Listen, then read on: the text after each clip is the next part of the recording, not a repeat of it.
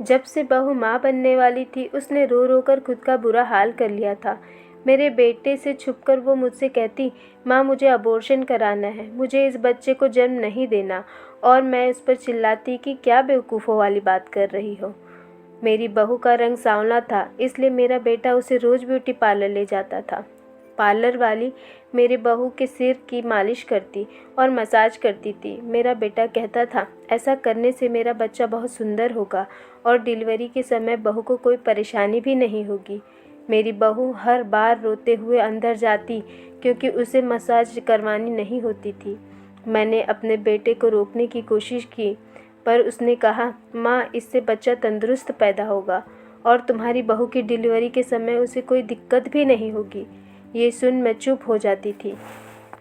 मुझे भी लगता था मेरी बहू हमेशा ही खुश रहे और वो एक हृष्ट पुष्ट बच्चे को जन्म दे तो अच्छी बात है ना। मसाज करने के लिए एक लड़की मेरी बहू को अंदर ले जाती, लेकिन एक बात बहुत ही अजीब होती कि जब वो बाहर आती तो कहती तुम्हारी बहू किसी काम की नहीं है, और जब बहू बाहर आती तो डरी हुई रहती थी। मेरे तरफ वो अजीब तरीके से देखती और जाकर गाड़ी में बैठ जाती थी। उसकी आंखों में मुझे अपेक्षा दिखती थी, मानो वो मुझसे कुछ कहना चाहती हो। मैं उसकी मदद क्यों नहीं करती। दिन दिन वो कमज़ोर होने लगी थी। हर पल वो खोई सी लगती थी। न ढंग से खाती थी, न ढंग से आराम करती थी। मैंने कई बार उससे पूछने के लिए कोशिश की, उसके दिल की बात जानने की कोशिश की, लेकिन वो कुछ नहीं कहती थी। बस बार बार यही कहती थी, मुझे इस बच्चे को जन्म नहीं देना है, मुझे अबॉर्शन कराना है। मेरी बहू को अब 5 महीने पूरे हो गए थे और जब उसे डॉक्टर को दिखाया गया तो डॉक्टर कहने लगे कि आपकी बहू को लगता है बहुत स्ट्रेस है और जिसका असर बच्चे पर भी हो सकता है। आप इन्हें जितना हो सके खुश रखने की कोशिश करें, आराम करने के लिए कहें ताकि माँ और बच्चे दोनों की सेहत ठीक हो रहे। डॉक्टर की ऐसी बात सुनकर मैं थोड़ी हैरान हो गई थी कि आखिर बहू को किस प्रकार का तनाव। मेरा बेटा तो उसका अच्छे से ख्याल रखता है, ज़बरदस्ती रोज़ नहीं तो 2-3 दिन में मसाज करने पार्लर ले जाता है ताकि माँ और बच्चे की सेहत अच्छी रहे। खैर, डॉक्टर के सुझाव के हिसाब से मैं बहू को अस्पताल से सीधे मार्केट ले गई और आने वाले बच्चे के लिए कुछ शॉपिंग करने लगी। बहू की पसंद के अनुसार ही कर रही थी, साथ ही बहू के चेहरे के हाव भाव भी देख रही थी, पर बहू हर खिलौने, हर कपड़े को बहुत ही उदासीनता से देखती थी। शाम को जब हम घर आए तो मेरे मन ही मन यह विचार आया कि आखिर क्या बात है, बहू ऐसा क्यों कर रही है। अब तो मुझे ज़्यादा चिंता होने लगी थी। सुबह जब मेरा बेटा उसे पार्लर ले चलने के लिए कह रहा था तब मैंने तुरंत बहू की तरफ देखा तो उसके चेहरे पर चिंता झलक रही थी। 10 बजे करीब हम सभी पार्लर पहुँचे और वह लड़की वहीं थी जो शुरुआत में मेरी बहू को मसाज कर रही थी और वो तैयार होकर बैठी हुई थी। उसने हमारी तरफ विचित्र नज़रों से देखा और बहू को अंदर जाकर बैठने के लिए इशारा किया। मैंने बहू की तरफ देखा तो उसकी आंखों में आंसू थे और मुझे संदेह हुआ कि कोई ना कोई बात तो ज़रूर है जिसकी वजह से बहू इतनी टेंशन में है। बहू जब अंदर गई तब मेरे बेटे ने मुझे बाहर बैठने के लिए कहा और खुद किसी काम के सिलसिले में बाहर चला गया। मैंने उसी संधि का फ़ायदा उठाया और दबे पाँव से उस कमरे तक जाने लगी। उस कमरे के दरवाजे पर जब मैं पहुंची तब मुझे धीमी धीमी आवाज़ आने लगी। मैंने दरवाज़ा हल्का सा आगे किया तो सामने का दृश्य देखकर मेरे पैरों तले ज़मीन खिसक गई। मेरी बहू सिसकियाँ लेकर रो रही थी क्योंकि वहाँ मसाज न होकर मेरी बहू के साथ। मैं गुड़गांव में एक पॉश एरिया में रहती थी। मैं, मेरे पति, मेरा बेटा, हम हमारे जीवन में बहुत खुश थे। शादी के 2 साल बाद मुझे बेटा हुआ। मेरे मायके में बहुत ही गरीब परिस्थिति थी। मेरी शादी के 3 साल बाद मेरे इकलौते भाई की भी शादी हो गई। मेरे भाई की बहुत ही सुंदर और समझदार पत्नी से शादी हुई। बहुत ही मिलनसार थी, सबका ख्याल रखने वाली। मैं भी जब कभी मायके जाती तो वो मेरे बेटे का बहुत ख्याल रखती थी। करीब शादी के 1 साल बाद उसने बताया कि वो माँ बनने वाली है। समय बीता और उसने एक प्यारे से बेटे को जन्म दिया। मैं बुआ बन गई थी और जिस वजह से मैं फुली समा नहीं रही थी, उसी दौरान मेरे पति के दोस्त की पत्नी ने एक बेटी को जन्म दिया। उन दोनों पति पत्नी का स्वभाव भी बहुत अच्छा था और हमारे फैमिली फ्रेंड भी थे। मेरे पति ने तभी मान लिया था कि वो हमारे बेटे रोहित की शादी उनकी बेटी से करेंगे। मैंने तब अपने पति से कहा कि इतनी जल्दी ऐसा फैसला लेना ठीक नहीं होगा, क्योंकि बच्चे अभी बहुत छोटे हैं। जब दोनों बच्चे बड़े हुए तो मेरे पति ने उनकी सगाई की बात की। दिव्या तो चुप थी, पर मेरा बेटा रोहित गुस्सा होने लग गया था। कहने लगा था कि उसने कभी दिव्या को उस नज़र से नहीं देखा था। उसे ये रिश्ता मंजूर नहीं था, पर मुझे दिव्या पसंद थी, जिस वजह से मैंने भी इस रिश्ते के लिए हाँ कह दी और कहा कि जैसे ही रोहित की नौकरी लग जाएगी तब मैं बिना उसकी मर्जी जाने उसकी शादी दिव्या से कर दूंगी। मैंने खुशी खुशी सारी तैयारियां की। रोहित बिल्कुल भी खुश नहीं था। अगर मैं उसे कोई चीज़ दिखाती और पूछती कि कैसी है तो बस यही जवाब देता कि मुझे इसमें कोई दिलचस्पी नहीं है। ये सुनकर मैं मन ही मन बहुत उदास हो जाती थी और सोचने लग जाती, पर बाद में एक कान से सुनकर दूसरे कान से छोड़ देती थी। और आखिर वो दिन आ ही गया जब दिव्या मेरे घर की बहू बनकर इस घर में आई। मैं और मेरे पति बहुत खुश थे कि दिव्या के रूप में हमें बेटी और बहू दोनों मिल गई, पर रोहित का पारा अभी भी चढ़ा हुआ था।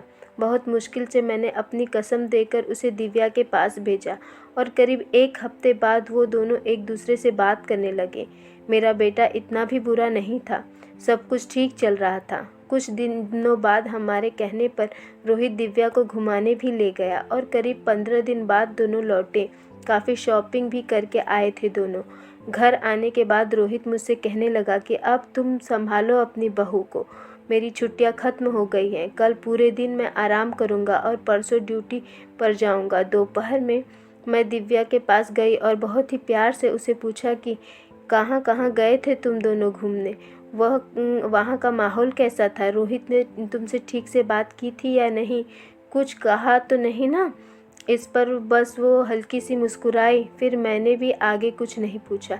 दूसरे दिन फिर मैंने बहू को हलवा बनाने के लिए कहा और भोग लगाया, और उस दिन से मेरी बहू ने किचन के काम करना शुरू कर दिया था।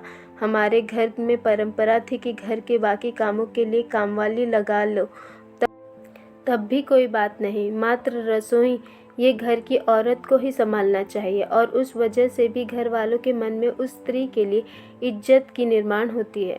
इसीलिए किचन के सारे काम, नाश्ता, खाना, चाय, पानी सब कुछ मैं खुद करती थी और बाकी के कामों के लिए कामवाली रखी हुई थी। मैं दिव्या को धीरे धीरे खाना बनाना सिखा रही थी और वो भी पूरी लगन से हमारे तरीके से खाना बनाना सीख रही थी। मेरे पति और मैं दिव्या को अपने घर की बहू बनाने के फैसले से बहुत खुश थे। हालांकि रोहित अभी भी बहुत खुश तो नहीं था, पर पहले से अब उसमें समझदारी आ गई थी। समय बीत रहा था और 1.5 साल कैसे निकल गए पता ही नहीं चला। अब मैं बस नन्हे नन्हे कदमों का इंतज़ार कर रही थी कि दिव्या कब मुझे कोई खुशखबरी सुनाए। और 3 महीने बाद एक दिन दिव्या किचन में काम कर रही थी और मैं भी उसकी मदद कर रही थी। तब अचानक उसकी तबीयत बिगड़ गई। वो दौड़ते दौड़ते उसके कमरे में गई और मैं भी उसके पीछे गई। जब वो बाथरूम से बाहर निकली तो उसका चेहरा फीका पड़ गया था। मैंने तुरंत डॉक्टर को फ़ोन किया। तब तक वो बेहोश हो गई थी। अगल बगल वालों की मदद से उसे गाड़ी में बिठाकर और ड्राइवर के साथ अस्पताल पहुंची। डॉक्टर ने उसे चेक किया और सलाइन लगाई। मैंने तुरंत डॉक्टर से पूछा तो वे हंसकर कहने लगे कि इसमें घबराने वाली कोई बात नहीं। दरअसल आपकी बहू की शुगर लेवल कम हो गई थी, जिस वजह से ये बेहोश हो गई थी, और ऐसी हालात में ऐसा ही होता है। मेरी जान में जान आ गई। डरने वाली कोई बात नहीं थी, पर फिर भी उनकी तरफ हैरानी से देखने लगी कि ऐसे हालात में मतलब। तब वो कहने लगे कि आपकी बहू माँ बनने वाली है, आप दादी, जिस वजह से उनकी शुगर लेवल कम हो गई है। मैंने उसके लिए विटामिन और बाकी की गोलियां लिखकर दे दी है। उन्हें समय पर खाने के लिए कहिए और हर महीने चेकअप के लिए आ जाना। हाँ, अरे हाँ, ज़्यादा से ज़्यादा फल खाने के लिए दीजिए। मैं डॉक्टर के सामने तो चुप रही, पर अंदर ही अंदर फूली न समा रही थी। समझ नहीं आ रहा था कि अपनी ये खुशी कैसे जाहिर करूं। मैं दिव्या जिस कमरे में एडमिट थी वहां गई और वहां मैंने रोहित और उसके पापा को फ़ोन करके अस्पताल बुलाया। दोनों अस्पताल पहुंचे तो रोहित ये खुशखबरी सुनकर बहुत खुश हुआ था, पर ऐसे भी वो लग रहा था कि किसी बड़े ख्याल में खो गया हो। खैर दिव्या का डिस्चार्ज हुआ और हम सभी घर पहुँचे। अब मैं हर पल अपनी बहू के साथ रहने लगी थी। उसका ध्यान रखने के लिए मैंने एक लड़की काम पर रखी थी जो उसे समय पर फल और जूस देती थी। मैं भी खाना वगैरह बनाकर दिव्या के साथ ही रहती थी। सब कुछ ठीक चल रहा था। एक दिन मैंने देखा कि रोहित कुछ सोचे जा रहा था। मैंने पूछा तो बोला कुछ नहीं, बस ऑफिस का काम का प्रेशर बढ़ गया है, उसी वजह से थोड़ा स्ट्रेस में हूँ। बेटा, जीवन में तो ये सब चलता रहता है, इतना फिक्र अभी से करोगे तो कैसे होगा। इस पर वो कुछ नहीं बोला। मैं दिव्या का हर तरीके से ख्याल रखती थी, उसकी दवाइयाँ से लेकर खाने तक। बिना भूले समय पर अस्पताल भी ले जाती थी। 2 महीने हुए थे कि वो मुझसे एक दिन बोली कि मुझे अबॉर्शन करवाना है, मुझे ये बच्चा नहीं चाहिए। दूसरे दिन रोहित कहने लगा कि मैं दिव्या को पार्लर ले जा रहा हूँ, जहाँ उसकी मसाज हो जाएगी तो वो थोड़ा रिलैक्स महसूस करेगी। मैंने कहा कि ठीक है, ले जाओ, पर दिव्या मुझसे बोली कि आप भी मेरे साथ चलो। उसकी बात सुनकर मैं उसके साथ जाने के लिए तैयार हो गई। हम सभी पार्लर पहुँचे। रोहित ने उसे एक कमरे में जाने के लिए कहा और दिव्या भी चुपचाप चली गई। वो मुझसे बोली कि यहाँ बहुत सी अच्छी मसाज करते हैं, इससे बच्चा भी तंदुरुस्त होता है और दिव्या को डिलीवरी के समय कोई दिक्कत भी नहीं आएगी। मुझे तो कोई दिक्कत नहीं थी।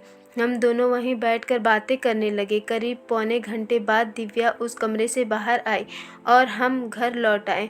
अब ये सिलसिला 2-3 दिन बाद होने लगा था। रोहित या तो सुबह या फिर शाम को हमें पार्लर ले जाता। वो लड़की दिव्या से उस कमरे में ले जाती और जब दिव्या बाहर आती तो वो डरी सी रहती। धीरे धीरे उसका डर उदासी में बदल गया था, लेकिन फिर वो बहुत टेंशन में नज़र आने लगी। मुझे अब लगने लगा था कि बात जैसी दिख रही है वैसी बिल्कुल भी नहीं है और मुझे सच का पता करना था।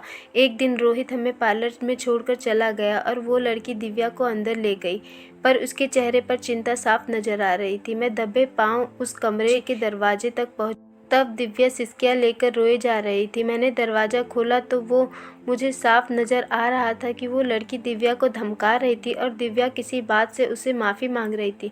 मुझे ये देखकर गुस्सा आने लगा कि आखिर वो दिव्या के साथ ऐसा व्यवहार क्यों कर रही है और उसकी हिम्मत कैसे हुई अपने कस्टमर के साथ इस तरीके से बात करने की। वो दिव्या को धमकी दे रही थी कि वो और उसके और रोहित के प्यार के बीच में न आ गई है और अब उसे रोहित को तलाक देकर हमारे घर से चले जाना चाहिए ताकि वो और रोहित शादी कर सके। बात यहीं ख़त्म नहीं हुई थी।